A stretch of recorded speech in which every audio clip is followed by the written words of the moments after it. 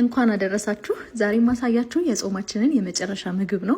ቡጥጫ ነው የምሰራውና ማታ ላይ ሽምብራውን አዘጋጅቼ ነበር ያደርኩት። የሽምብራውን አዘጋጃጀት ሌላ ጊዜ ያሳያችኋለሁ፣ ግን ሽምብራውን አዘጋጅቼው ስላደርኩኝ አሁን ላይ የማደርገው ሽምብራውን መፍጨት ነውና እዚህ ጋር አጋዤ ሰርቼ ስለማላቅ አሳየኝ እያለችኝ ለሷም እያሳየዋት ነበር። ከዛ እንደዚህ ፈጨሁት። በጣም ነው የሚያምረውና የሱን አሰራር እንዳልኳችሁ በሌላ ቪዲዮ። ከዛ በኋላ አንድ መካከለኛ ሽንኩርት፣ ከዛ በኋላ ደግሞ አንድ መካከለኛ ቲማቲም፣ ከዛ እሱን ካቁላላው በኋላ አንድ ላይ ዘይት፣ በዘይት ካቁላላው በኋላ ደግሞ ትንሽዬ እርድ፣ ከዛ ራሱን ቡጥጫውን እንጨምረዋለን ማለት ነው። ከዛ ቃሪያ ከተፍኩኝና በመሃል ያው ምግቤን የሚያጣፍጥልኝ ክኖር ነው። እሱን ደግሞ በደንብ አደርጋለሁ። በጣም ነው ጣዕሙን የሚቀይረው። ከዛ ትንሽዬ ጨው ነው ያደረኩት። እዚህ ጋር ደግሞ ሽሮ እየሰራሁ ነበረ።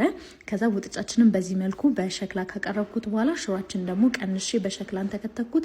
እሱ ላይም የሚያጣፍጥልኝን ክኖር ከጨመርኩኝ በኋላ እንደዚህ አድርጌ ሰርቭ አደረኩት። በእውነት ልነግራችሁ አልችልም እንዴት እንደሚጣፍጥ። ሞክሩት፣ ትወዱታላችሁ። ዛሬና ነገን መስራት ስለምትችሉ ሰርታችሁ ሞክሩት። ከዛ ዛሬ ጸሎተ ሐሙስ ስለሆነ ጉልባንም ማታ ጥደን ነበር ያደርነው። በጣም የሚጣፍጥ ጉልባን ነበር። እሱንም በሚጥሚጣ በላን። መልካም በዓል ይሁንላችሁ። ወዳችኋለሁ። ባይ